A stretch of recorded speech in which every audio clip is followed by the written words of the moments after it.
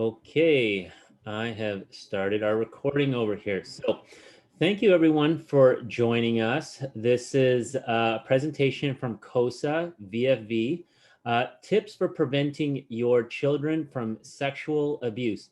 For those of us who are on the live recording, all we ask is that you stay on mute as well as keep your video off. And if you have questions, save them till the end. And the reason is because there is a very good chance we may have answered your question during the session. So we'll clear up any other questions at the very end. So let's dive right into it over here. So we're creating safe communities together, no more victims. This is the COSA philosophy and motto. So we're going to be doing tips for preventing your children from sexual abuse. We're going to have a conversation with Scott Gibson. He is a program facilitator for sexual offenders. I'm your host, Christian Dye. I am a COSA volunteer, and I have been. Many of you have probably seen me at another session. And Scott, you want to tell us really quickly your background? Yeah, I've been working with corrections for about, say about 13, 14 years now. I think we're approaching 14 years. I've been working with sex offenders for probably the last almost 10 of those years. And, this presentation, I just want to highlight that there's going to be a lot of information that we talk about, the stats and the information that we share. Just want to separate myself from the Correctional Service of Canada. This is not a representation of the government here. It's just a discussion about this topic. The research I did will be provided at the end of the presentation, I believe, with the links that I used. But the information is sort of stems from opinions that I've gained and experiences that I've gained over the years. And as a father of two daughters, I have some experience on working with trying to help our children develop in a healthy way and prevent them from being victims as well. So I'll tie that into the presentation as well today. No, absolutely. And I myself have three daughters. Between the two of us, we've got five daughters over here. So of course, this topic is very near and dear to our hearts. COSA Vancouver, Fraser Valley, is a nonprofit organization. It has a unique and innovative community justice initiative that provides public education programming on how to create safe communities for all.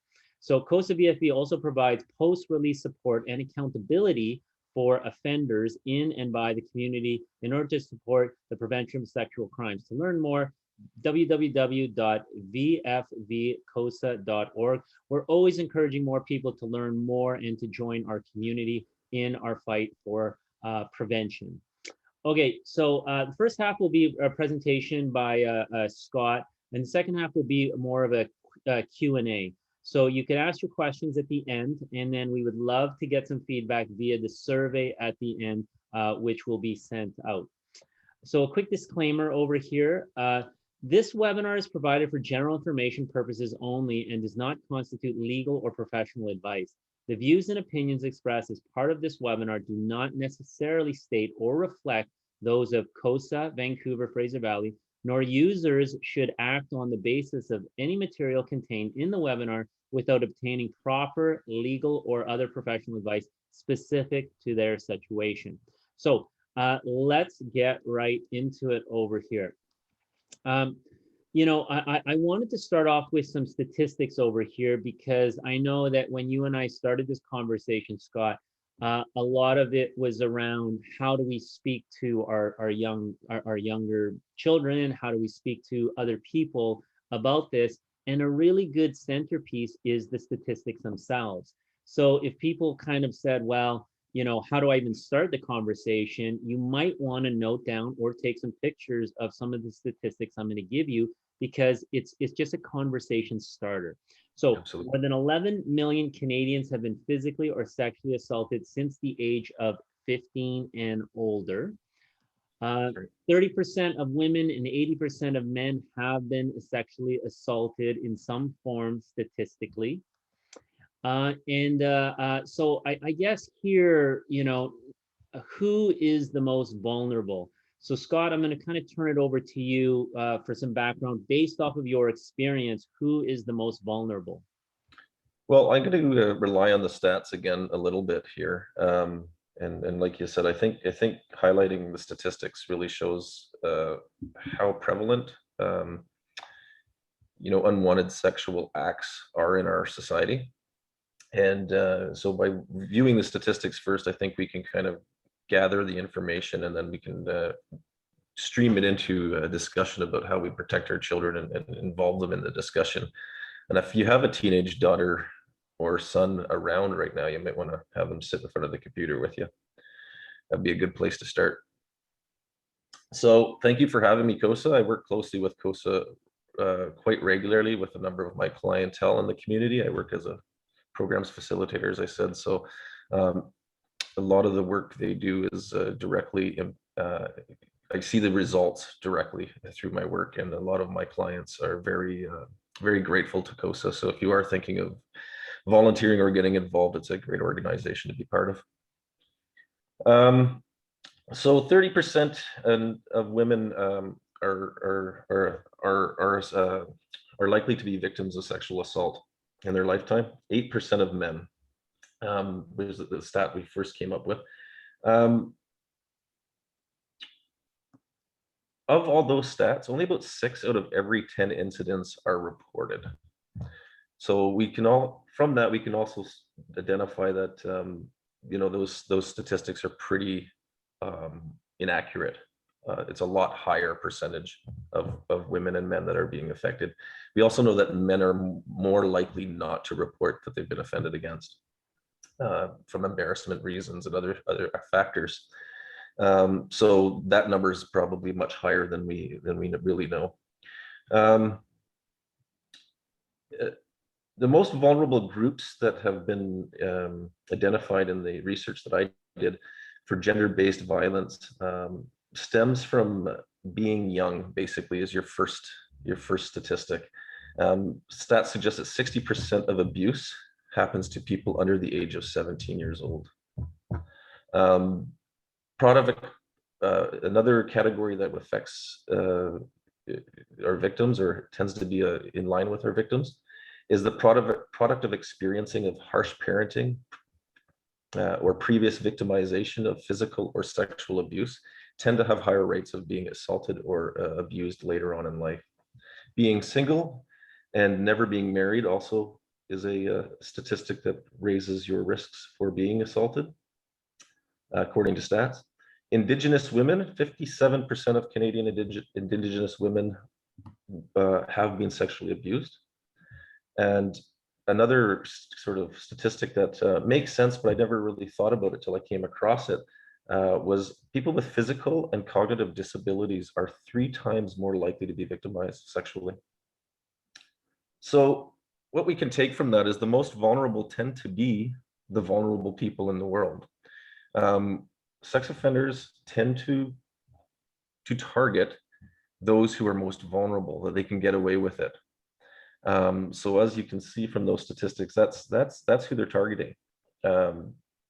They're targeting a single mother who's very busy and doesn't have time to supervise the child as well as they would like to.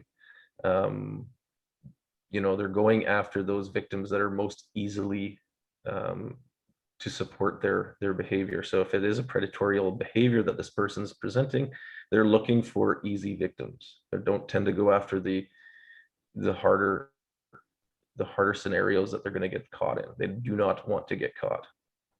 So that's what we're seeing.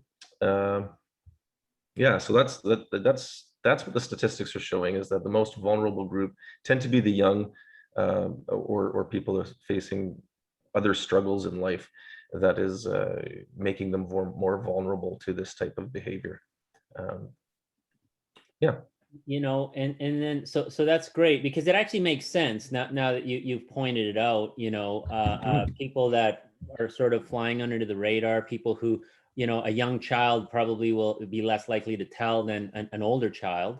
And then somebody with some sort of a disability, I never really actually thought about that, but it also tends to make sense. Very, very disturbing, but I could see why.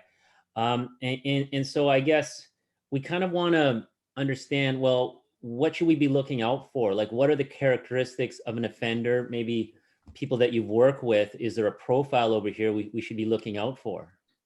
Well, unfortunately, there's no real profile for what a sex offender looks like. I know that there's times where you think, okay, that guy meets you're watching the evening news and you see someone, he says, it kind of meets the visual that we would expect someone to fit. But the reality is, they're everywhere. They're regular people, and they're not labeled an offender at this point because they've never been caught. That's what changes us from a regular citizen to a offender, right? So, in most cases, this is someone who we know. It's someone that we share a close relationship with. We have a lot of trust. Our abusers tend to be someone that is close in our circles. We often in society worry about an abduction of our child. We talk about the white van sneaking up and scooping a child off the side of the street. Those statistics are so low. It is so unlikely that will ever happen, statistically speaking, because there's not a lot of people that do that kind of crime. It does happen, but it doesn't happen that often. So we spend a lot of time sort of watching TV shows and those types of things that present that as a real fear. But in reality, that shouldn't be our top fear. We should tell our children about stranger danger, which we do a really good job at. I think most parents do. But the reality is it's somebody who's kind of sneaking through the grass. We don't know. They're close to us. And that's what we need to protect our kids from. And so a lot of these offenders, they're really good at developing friendships and relationships with the children. They get along really well with them. The sad truth, here's another statistic, 80% of sexual misconduct occurs at home. So that's a pretty staggering statistic. 80% of sexual misconduct occurs in the home. So we have to pay attention to that. So who's in our home?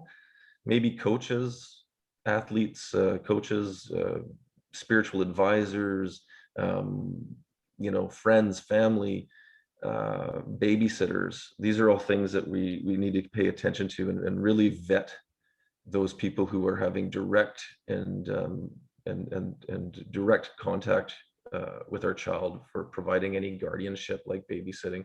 Really know who's in there and who's watching your child. I don't want to scare people, but that's just the reality of the statistics showing us, right? Most of the time, it's someone we know, we trust, and therefore the victim feels safe and is less likely to tell and is more likely to keep a secret. Because I'm going to use the term grooming. I don't know if people are familiar with this.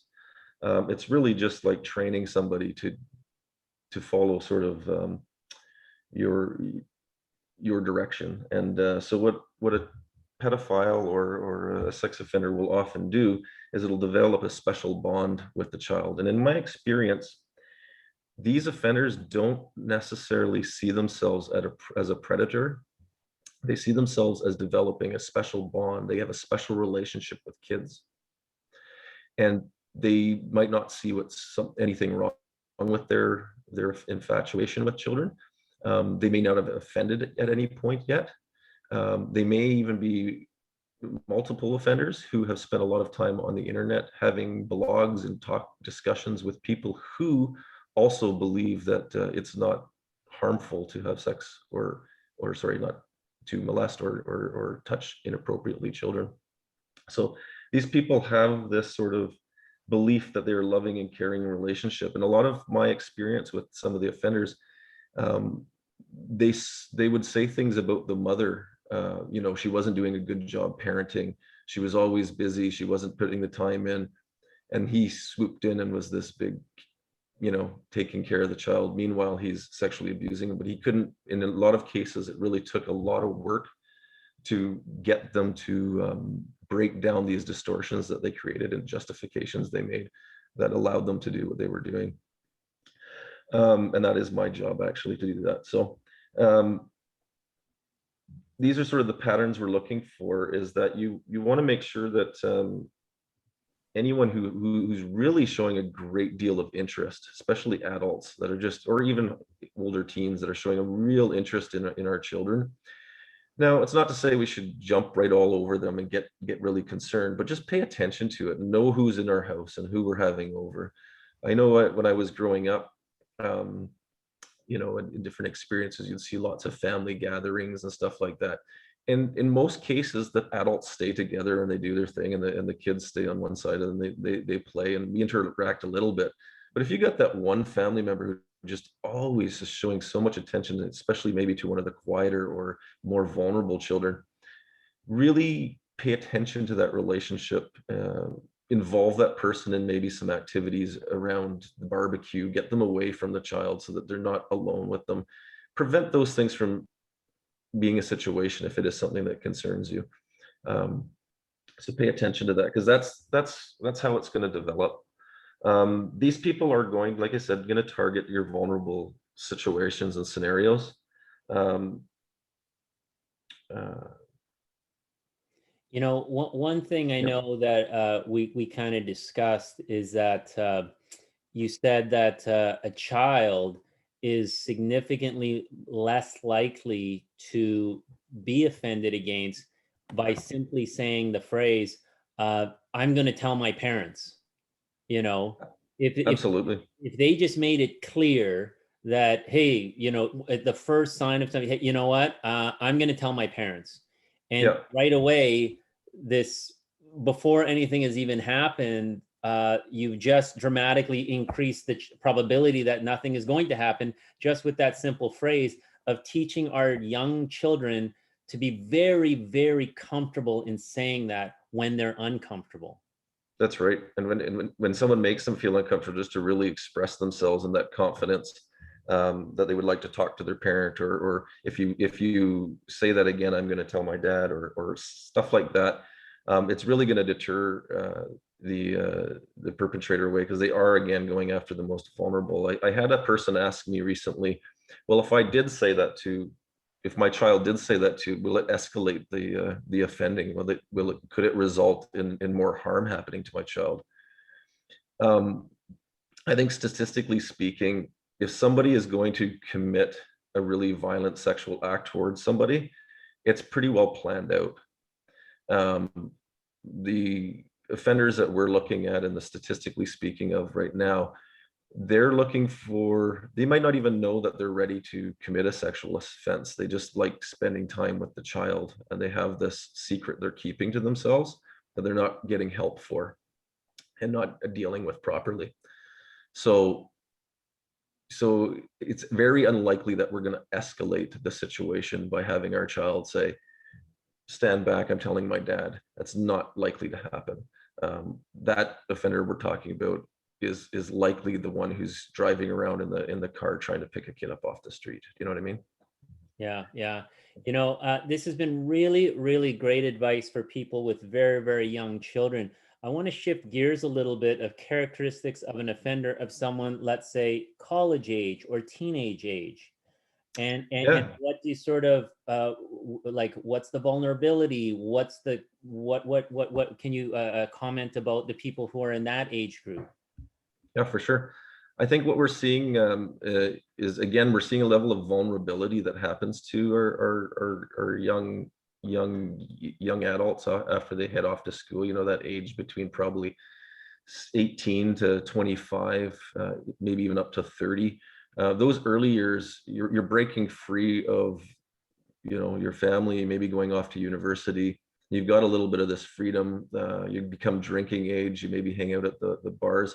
These are environments that are seriously, very misogynistic. There's a lot of predatorial behavior in general going on, not necessarily sex offenders, but just the nature of people drinking and trying to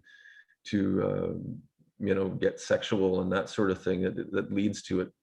And so that environment really increases the likelihood of that vulnerability for victimization. We're also trying to get in touch with our sexuality at this point. We're young, we're hormonal, we're youthful. we're the prettiest and best looking we're ever going to look at that stage of our lives. From there on, it goes downhill. So it's going to draw the attention of some of these types of people. And in that environment, we're talking probably date rape, drug. We're talking people that are lingering around in the background, paying attention to how much someone's drinking, waiting for them to get separated from their friends, that type of thing, for the more predatorial types. The other side of it is probably our best friend. You know, it might be a really close friend of ours. I might come back from the bar or the party and go to sleep and be woken up by one of my friends who's helping themselves to taking advantage of me in that situation. That's probably where we're going to see most of the offending happening. It's going to be someone, again, unfortunately close to us. Yeah, like I guess you know, I've heard that statistic that when we've had a certain amount of alcohol, all of these sort of responses that we would never do Yeah, sober. Now you have, you know, he seems so normal, and now he's, you know, jumping off the roof, or he's that's you right. know, doing some crazy things. But again, now we're going down the other road over here. Well, there is no way sober he would ever think of taking advantage of a friend in a sexual nature. But now, because of the alcohol, That's as right. well as the opportunity, you know, my friend or my friend of a friend has went into a room on a college party, has gone to sleep because they were passed out, and I slipped into the room, locked the door, kept the lights off, and then all of a sudden, you now have an offense over here that never would have happened if, you know, the person was sober. That's So right. I guess, you know, and that's the sort of danger. You've got a Mhm. college age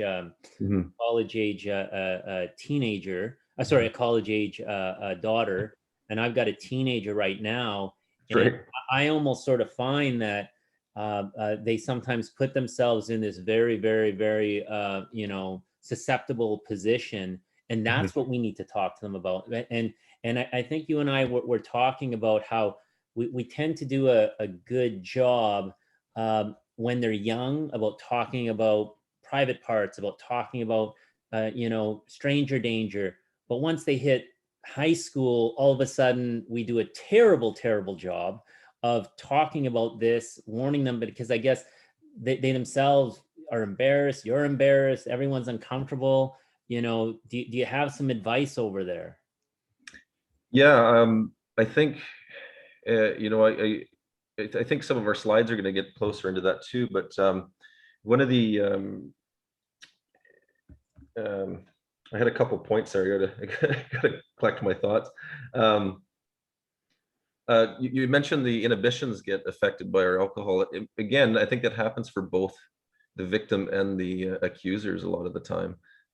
You know, our inhibitions are impacted and affected, and we lower our guard and put ourselves into risky situations. Now, that said, when you are the abused, it doesn't matter what the situation or what situation you put yourself in. At some point, you said no, and that is where it's wrong, or you weren't even awake for it. So in those circumstances, that is a big problem. Another thing I want to just point out is when your children are at this age, really, we don't do a good job talking about sexuality. I know lots of fathers who run the other way, don't even want to look at it, you know? And the reality is we need to have that conversation because our daughters, our sons, um, are the victims or the perpetrators, unfortunately. And if we're not having those discussions of consent and having those discussions of that are about what's appropriate, what's not appropriate, those lines get blurred, and we need to be very clear to our children of how to protect themselves from either being a perpetrator or being a victim. So it's like goes on both ends of the end of the spectrum there. Yeah. So it's not just our daughters that need to be getting this education. Yeah, and you know, this next statistic over here, 6% of Mhm. sexual abuses are reported, and only 1 to 2% of date rapes are reported to police. And would you say that this is probably because there's a good chance that they knew the person? Absolutely. I think if I go back to the college student that's had too much to drink and gone to sleep, and then somebody sexually abuses them, they might wake up in the morning beside the person and wonder, I can't believe I did that. And their intoxication was at such a level that they didn't consent, and they feel like they did, because here's this person who they've known for 10 years laying beside them with a big smile on his or her face saying good morning. And that person is now thinking, I brought this on myself. I was part of this. I can't believe I did that. When in fact, they might not have had it. They might have been raped, sexually abused, assaulted. So now they're not only going to have to deal with the assault, but they're going to have to come forward against someone that they know really well. And then they have to get over the fact that this person did that to them. On top of that, when we see somebody come out in society, how do they get treated in the courts? How do they get treated by the media if it's a big stream? The female victim tends to get re-victimized. We see it time and time again. So that's why we're seeing these low rates of reporting. I think that answers your question there. Yeah, it's terrible. It's absolutely terrible. I guess the reason why we're all here really is for prevention. You know, Mhm. that really is our best defense. Prevention. This other statistics: 1 in 5 victims of sexual abuse blame themselves. Yeah, And I think it's when we blame ourselves, we're even less likely to come forward. We're less likely to, and which is a terrible cycle, because the person who may have been the predator or the perpetrator, by not reporting it, there's that much greater chance that it would happen again. absolutely. Absolutely. They might think this is a normal behavior, and it's totally okay. Um, it could lead into, like you said, more of a serial type of behavior where they seek out those individuals because it works. One of the things I wanted to also point out, I kind of missed earlier, we were talking about young children. I've had a number of cases over the years where the child molester was a stepfather. Um, and I want to thank Jack Caddo. He sent a message to me just now in the chat saying, remember to share this when I work with Jack. So he's familiar with this topic. And so the thing that I've noticed here is that a lot of these stepfathers that I've worked with who became abusers, and the odd actual incest where I've actually had a couple fathers that offended as well against their children. So when these things have happened, it's usually over a lot of years. So we're talking like staggering 6, 7, even 10 years I've seen where the abuse is happening in the home for a long duration of time.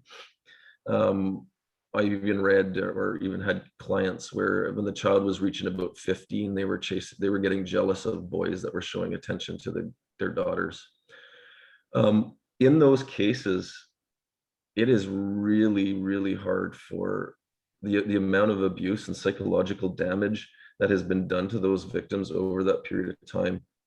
They probably have a bond and a love that is also sexual towards their own stepfather or guardian or whatever, what have you.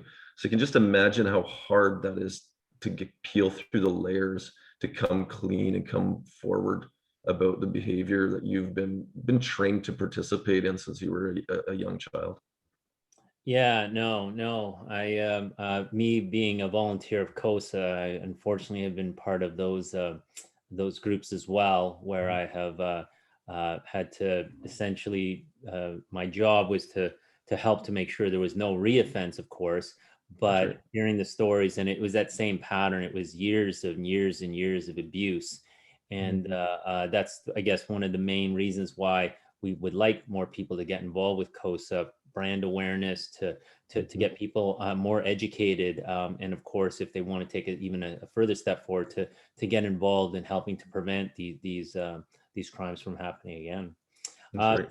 Some very interesting more statistics over here. U.S. study showed that 1 in 5 college/university females will actually be a victim of some form of sexual assault. And of course, that doesn't necessarily have to be, a rape or something of that sort. It'd be something that they were not, some sort of an assault that had occurred to them. And only Any type of unwanted sexual act, really, I think is the proper language to use there. An unwanted sexual act is really what we're referring to in that statement. Yeah, and then the idea about false claims, only about 2 to 4% of all sexual assaults reported are false reports. So and there's so few reports already. That's right. But I think for somebody who's in high school or entering college or college age, that is a really, really good statistic to start a conversation around. This Absolutely. idea that 1 in 3 females will have some sort of a sexual assault occur to them in a lifetime, but in 1 in 5, at the university college age level, plus the alcohol and all of these things. Like, I think that we can't protect our children from the world, but we can arm them, though. We can absolutely. and Absolutely. and we get even our young children, we can arm them as well. And I guess what we want to do is we just want to keep removing and eliminating and improving these statistics. I think that's the whole goal over here is. Absolutely. And we have to do it on both sides, right? If you have sons, you need to be doing your due diligence as a parent there as well. That 2 to 4 statistic that was just before there, that are false allegations. Next time you see a Me Too movement or a famous person being accused of a sexual act, and you read the blogs and everybody's defending him because he's such a great character. Remember that statistic right there. 2 out of 4% of all sexual assaults are reported are false reports. So very few are ever false reports. Yeah. So when you're seeing those things and people are getting upset with the Me Too movement, where there's smoke, there's often fire. So pay attention to that. There's not too many of us that are worried that the door's going to get knocked on and we're going to be facing a sexual assault or harassment charge. But there are some out there that are. So, and if you are accused, you might be responsible for it, according to that stat. Yeah. So how to prevent sexual abuse here? I think you just said it. I mean, how can we? Is it something is it possible to prevent this from ever occurring? Chances are it's always going to be part of society. It's been part of our society for a long time, like most crimes. But we can educate and build confidence for our children so that they're prepared. You mentioned having a child be able to stand up to someone and say, if you come near me, I'm going to tell my dad. A babysitter is wanting, to do some sexual play, they might call it that. And the child says, I'm telling my dad this is not right. These types of things are really important to arm our children with. So when it comes to the education component, we just have discussed a number of statistics, staggering statistics about what's going on in society. And we've talked about different age groups. We talked about being a child and how to address it with children, and that we're pretty good at it, right? We're pretty good at saying, hey, stranger danger, don't do this, don't do that. Here's your private parts. Here's the boundaries, right? So we do those things, but let's take it a little bit further. I think when mom's giving the daughter a bath or dad's giving the son a bath or vice versa, having those, that's a great place to have those discussions with our toddlers, to sit down and just say, hey, you're getting to that age where it's time for you to wash your own private parts. So you hand them the loofah and the soap, and mom's teaching the daughter and dad's teaching the son how to take care of cleaning and that kind of thing. And now it gives you an opportunity to ask some of those questions. Now they're pretty young at that age. We're not going to get into huge concepts, but we're going to say, hey, who's allowed to touch you there? And your son or daughter will look at you, and maybe you've had these conversations and have experienced it. They'll look at you and they'll say, well, it's my privates. And what does that mean? And you have that little discussion at that young age. And I think most parents are pretty good at that age to have that discussion, but really get the child to do some sort of critical thinking here, really ask some open-ended questions to have their mind travel down and think about these concepts. is anyone allowed to touch you there? And just see what their answers are, and then kind of guide them to what you're trying to get to, right? Um, and ultimately, you probably want to end that discussion with, no one's allowed to touch you there. You're at an age where you can take care of yourself. You can clean yourself after the washroom. You can clean yourself in the bath. I'm here to, keep you company and help you. But who would be allowed? Would a babysitter be okay to wash you and give you a bath? Having those types of discussions and bringing that into the question, that gets the child sort of thinking and contemplating what's right and what's not right, and developing that confidence in you and your child so that they feel supported and that they can come to you without too many concerns And, in and that I know, circumstance. and then shifting gears up to pre-teens, teens. Yeah. I know Oh, you had a really great way of talking to your daughters when yeah. you're I, walking to a I dance. gotta talk about I gotta talk about 9 years old right now, because I Sure, just had sure. I was working on this presentation, getting prepared for it, Yeah, and yeah. I have a 9-year-old daughter. So we were talking recently, and I've done this with both girls. And the other day we were talking, and I thought, well, I'll bring this up again because it came up because she kept talking and she kept using the term wiener, wiener. I was doing something with hot dogs or something, and she kept saying wieners. And so I turned to her and I said, "What are you talking about?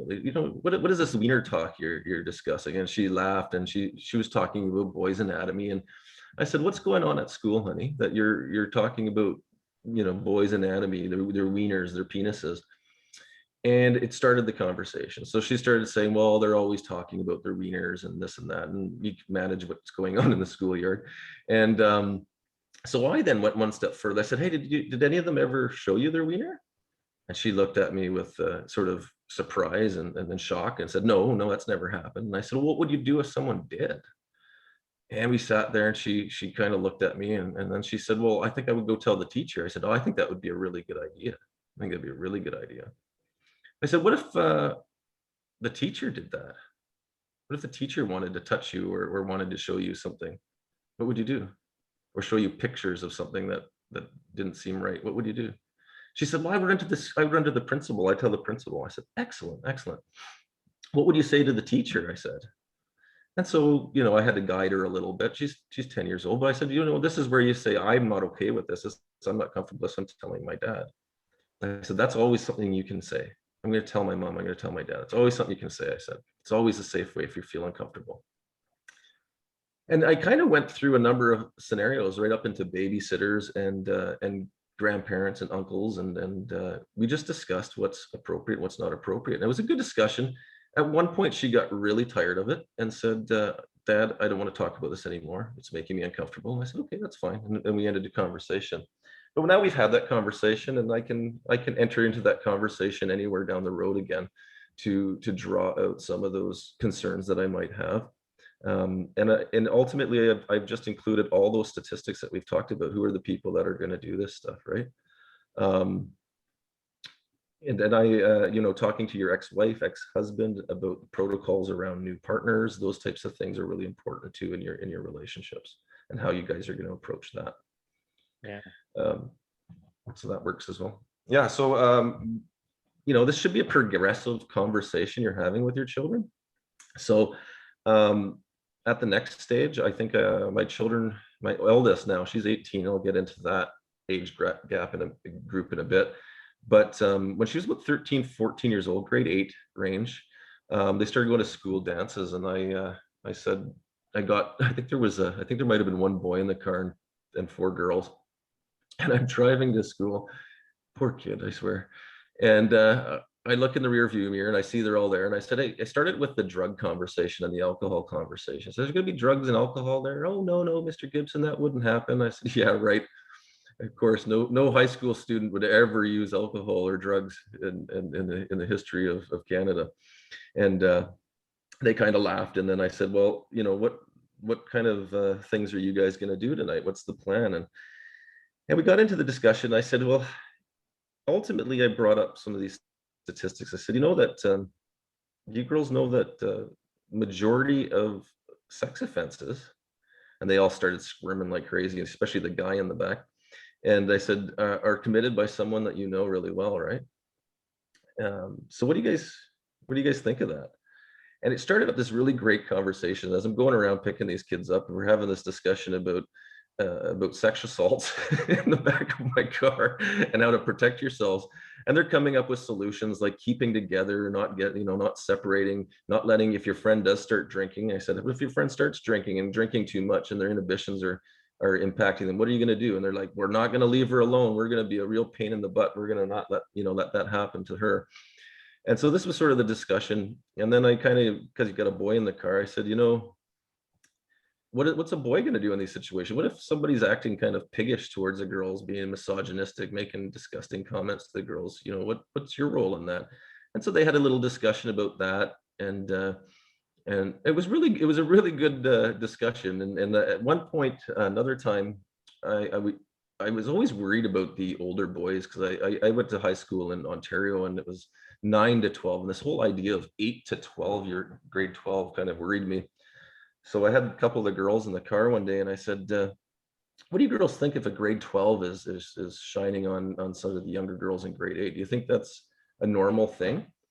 And the girls said, well, the boys at that age are a lot more attractive, and they're getting closer to that sweet spot where we're all beautiful at some point in our life, right? So I can understand what they're talking about. But I said, well, what if he's hanging around you guys and wanting to hang out with grade 8s? What do you guys think? And we had this really good discussion about how that's just weird and kind of abnormal. And that was the extent of the conversation. But it really showed that statistic. It really drew that out of that, that person that's sort of lingering around, not fitting in with their own category, and hanging around these younger people. Be weary of them. They give you that no feeling for a reason. So pay attention and look out for each other, right? So that was another discussion we had. And now that my daughter's 18, the older one, she actually helps out in some of the discussions with the younger one, which is kind of cool. But also we get into more of date rape, drugs, the bar scene, really focused on taking good care of your friends. It seems to be the focus. We had this discussion the other day, and I was really impressed with her. She brought out her TikTok, or whatever the heck she uses online, and she brought up all this discussion that she's having online with friends and different things that she follows and blogs. And it was all on the Me Too movement and things that are okay and not okay that men say or do. And it was, how to stand up to it. And it was a really cool thing that she and her friends were part of this. And then she told me about a boy from high school who is sending pictures of his undercarriage via the email. He's now in his adulthood. He's 18 or so.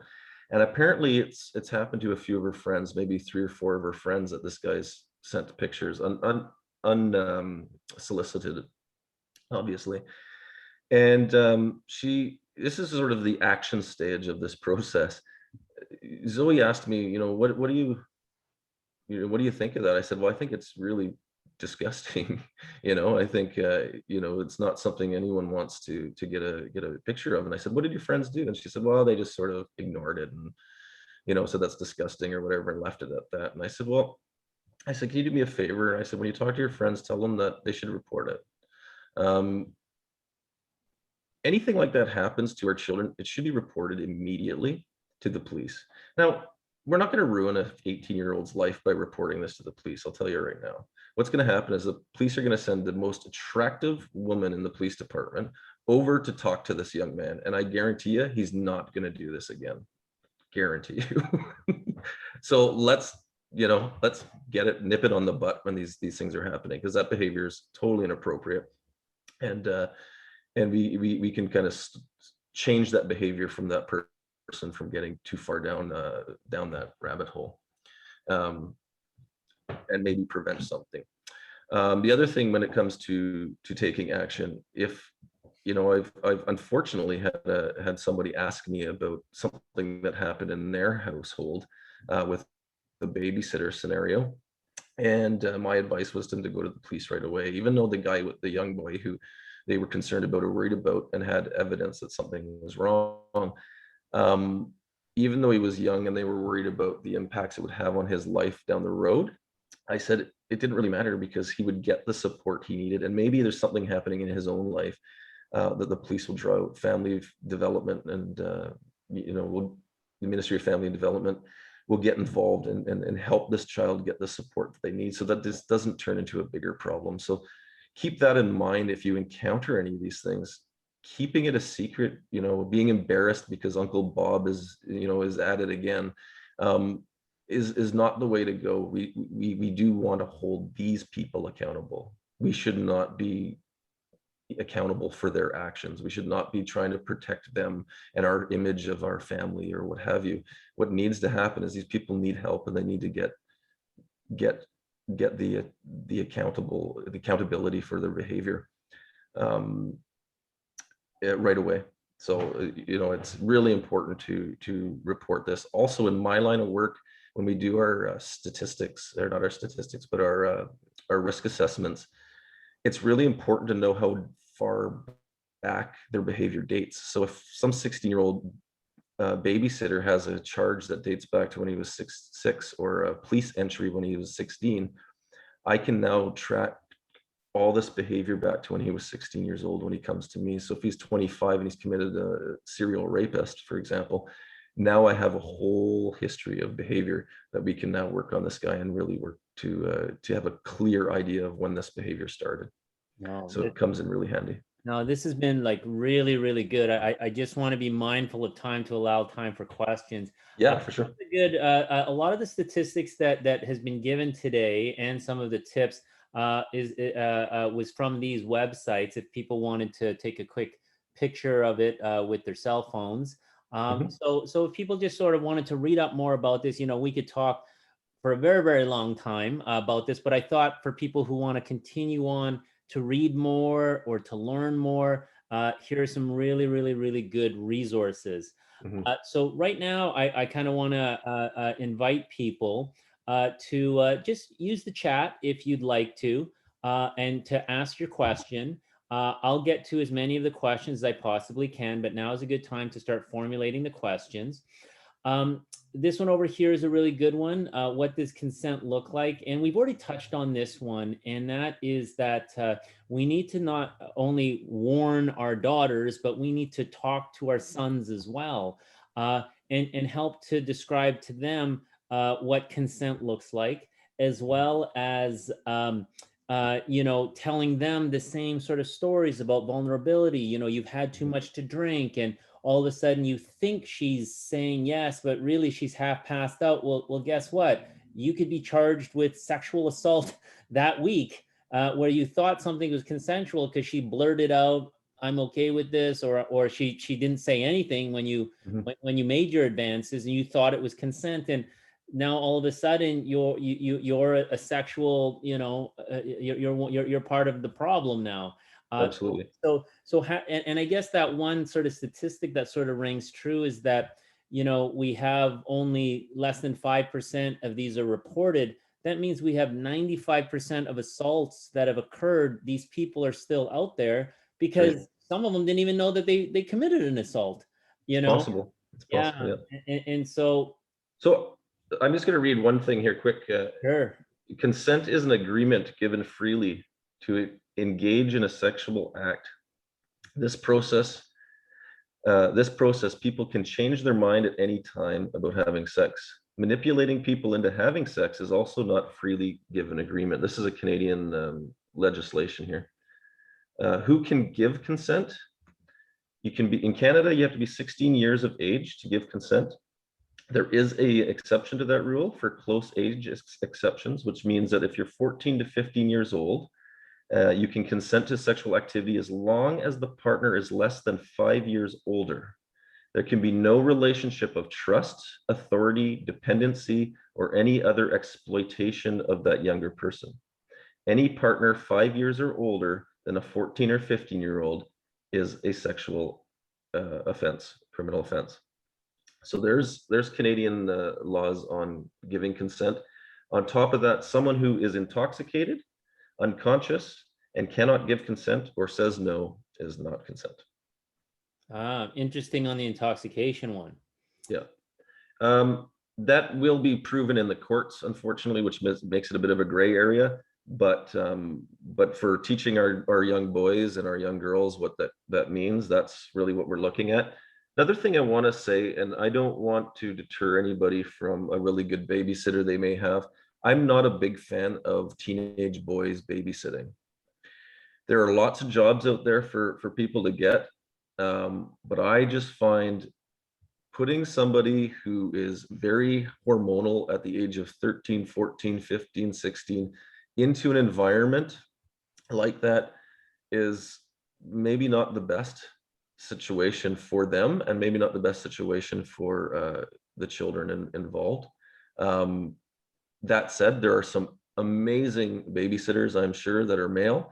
And if you know the child and you have no doubts, and you support that they would never do anything like that, take a little bit of an extra step. Make sure that when they come over, there's parameters. There's no reason you need to be in their room. They can get themselves dressed. If you're going to have a bath, she doesn't need to have a bath. We've already taken care of those things. Just establish some sort of guidelines and rules that babysitter should follow in your home. So that's just something else to add. Sure. So here, uh, I kind of want to field a few of these questions, but you know, if you did think that there was some issue going on, you suspected something was going on with the babysitter, what should you do? So, you know, I'm going to kind of fire these at you here, Scott, and Okay. what would you say? What should I do if I think the babysitter is sexually abusing my child? Well, I mean, you're going to have to engage in some dialogue with your child, and hopefully you've started that at a young age, so that the conversation can happen quite freely, and hopefully they feel trusted. Um, if you really have any evidence or concern, immediately get the authorities involved, and get them to do the investigation. Um, that's probably what I would do. But you'd obviously need to have some sort of evidence of such, right? Um, and certainly, I would probably have a talk with the boy or girl that was babysitting, and really put it on them too, to see how their responses are. Hmm. Okay. Mhm. Here's another one. How do I know if someone is abusing my non-verbal child or toddler? You know. Yeah, that's going to be I mean, when you start to get into an area that's very difficult, and that victim, we said, what was it, 1 in 3 children or people with a disability will be impacted, um, which is pretty high. So in those circumstances, they're very vulnerable, and it's going to be hard to depict the situation. So I think what you're going to see is behavioral changes, significant behavioral changes in that child. Um, you know, really uncomfortable, probably touching themselves a lot, peeing the bed, probably sores or things that are abnormal on their body. Um, you know, maybe, it would be a very different change in their personality typically.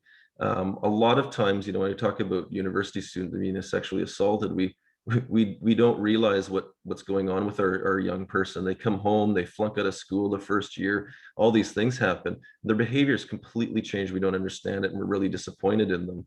But did we ever stop to think maybe they got sexually assaulted? Same thing with these young kids that are nonverbal, right? What's going on? What's changing the behavior? It is something we don't want to think about, and we don't want to believe is true, but we should at least try to figure out if there's something wrong there in that department. Who are the new people in their life? What, is there a new stepfather in the house? This behavior is changing with the child. What's going on? Paying attention to those things would be important. Yeah. Sure. Is And that then this next one. What can I do to protect my child from abduction or abuse by a stranger? I think we're doing it as parents. Stranger danger. We're all worried about it. We've all seen it on TV. We even got the Amber Alerts now in place with the police. There's really good things happening. The schools are aware of it. Obviously it's the simple things. Don't be late to pick up your child. Have backup plans. Those types of things. so that if you are running late, somebody else can pick up your child, someone that you can trust and lean on. um, you know, I this is one of those statistics that doesn't happen very often. We do a really good job teaching our children how to protect themselves from it. um, I think we're doing what we need to do in our schools and in our communities. Unfortunately, if somebody's targeting us, it's a really scary situation. Yeah, yeah. Like I know when it comes to the stranger, like some stranger Mhm. suddenly, I know what we've done is to try to teach the girls, make it very, very aware that you're aware that they're there. Like That's right. literally just staring at them and just keep staring at them until they go away. Yeah, Or go inside. And it's funny because it was conducive because when we were in Europe 2 years ago, in Paris, there was basically a guy following me, my wife, and my kids. Probably trying to pickpocket us or try to grab something or whatever. They could tell we obviously weren't there. yeah. Following us off the subway, following us down, like very, very clear that they were following us. uh, Hmm. and we just basically had to stop, go as close as we could to someone of authority, and just stare them down. We just kept staring Yeah, them down, staring them down, staring them down until, and very uncomfortable stare too, like very, yeah. very uncomfortable, until they realized that they were just made aware, and then they eventually went away. That's right. And we talked to the girls about it, and we said, just by making them aware, staying in a public place, that's 100% what you want to do. Stay in a public place, Yeah, making them very, very aware that you're aware. Like even take out your phone, take a picture of them. yeah. That'll scare the hell out of anyone. Take out your phone, Oh put yeah. your phone in your pocket. Nobody likes that. Yeah, yeah. So Yeah, so so right away, just make it very, very apparent that they also are being watched. So I yeah, think this is probably going to be our last question over here. yeah. There's one in the chat. It's kind of a sensitive topic question.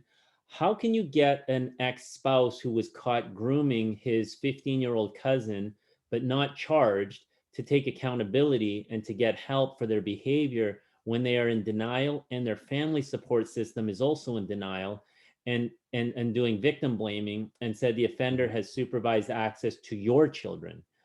Yeah. That's a dicey topic over there, Scott. I'm not sure how you're Yeah, gonna. it's a heavy one, and I mean, I'll just get a couple layers here, right? So, um, so they have. I mean, first of all, I'm getting the Ministry of Children and Family and the courts involved immediately.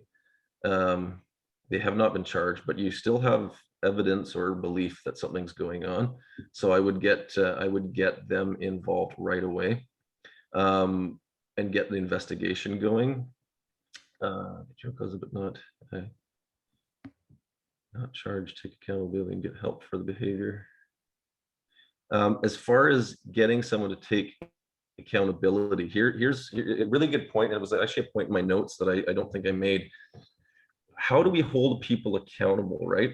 Well, if we have somebody in our family who is it's hard. We're having a gathering, and somebody's coming to a party, and the family doesn't like Charlie because he drinks too much and he's a little bit too handsy, and or he's got a history of just like this person here that we're talking about, this example. um but we can't really do anything to prevent them from coming to the party, or we don't want to hurt feelings, or we don't want to upset this part of the family or that part of the family. This is my house. So when you're coming to my house and you're getting your invite, and I think you're a problem, I'm going to tell you you're a problem. I'm going to call you up personally, and I'm going to say, if you're coming to this party, you are not drinking. If you're drinking, you can leave. I will call you a cab and you will get in the car if I see you have one drink. Secondly, you will hang out with the adults only. If we're playing cards, you're at the table. If you breach these rules that I've established, you again will be leaving immediately. These are the things I would do to hold that person accountable. In this situation, the person hasn't been charged. They're denying, they're saying it didn't happen. Um, it's if they're coming around the environment. I'm going to read this question again just for a sec. Um, how can you get it exposed? As far as getting somebody, trying to help somebody take accountability and get help, that's you know, that's kind of an intervention with the family members having a sit down and a talk.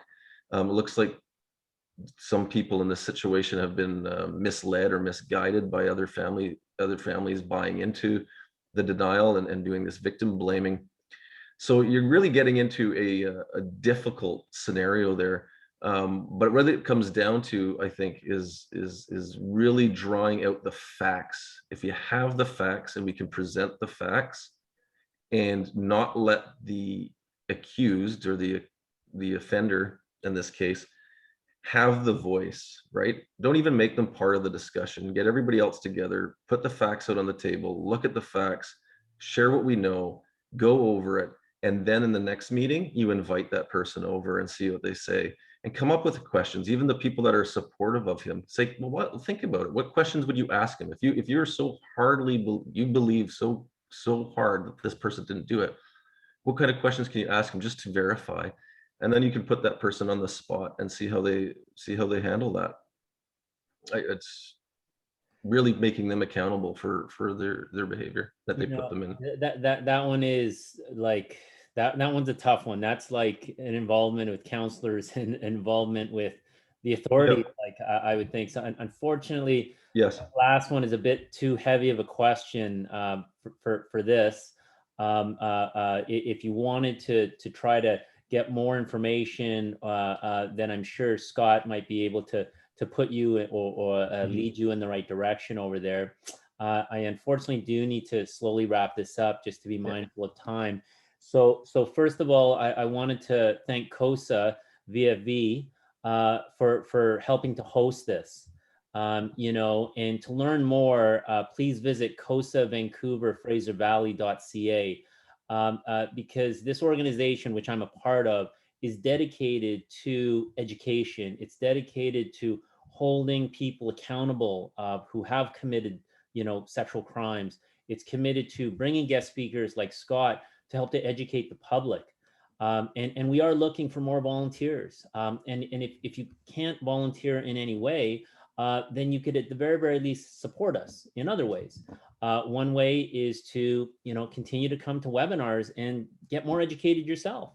One way is to share the webinars that we've given, which we will record and we will send you, even though you came to it, we're still sending you the recording. Why would we do that? Because we want you to send it to other people. We want you to forward this email on so that other people can listen. If it just helps one person or prevents one thing, then all of this has been worth it, right? So we have a webinar series. No date has been set for our next one, but if you have registered with us, we will send you an invite. And if you want to make sure that we don't get missed, or if you have a friend who you want to include on our next webinar, then you want to email Angela Vetters at AOVETERS@gmail.com. And this is now our 4th webinar that we've given. If you want access to the other webinars that we've given on preventing online sexual threats, again, you can email Angela and she will give you access to our other ones. So to recap over here, you know, let others know about COSA, let others know what we're all about, and try to get involved if you can. So COSA's motto is creating safe communities together for no more victims, accountability for offenders, and education for communities. So you could visit COSA at www.cosavancouverfraservalley.ca. You could register for a webinar, you could register to volunteer, you could register to donate. It is a nonprofit organization, and we're absolutely in needs of funds, because what we don't want to do is we don't want to, in 2-3 years from now, find out that COSA has now collapsed because of the lack of funding. So at the very least, keep us on your donation list each year, and every little bit helps. And we do accept monthly donations as well. Very easy to help to donate. So what I want to do over here is I want to thank you all for joining us. And I especially want to thank you, Scott, for giving us your very valuable insight. I hope to see everyone at the next one. And I again, to reiterate one more time, I hope that you will forward this recorded link onto other friends and family members, anyone with young children. And also, I encourage, if you have time, energy, or some donations, to visit the website and to get involved with COSA. So having said that, Scott, I will let you go, and I look forward to the next one. All right, appreciate having me. Thank you very much for this. Okay, bye now.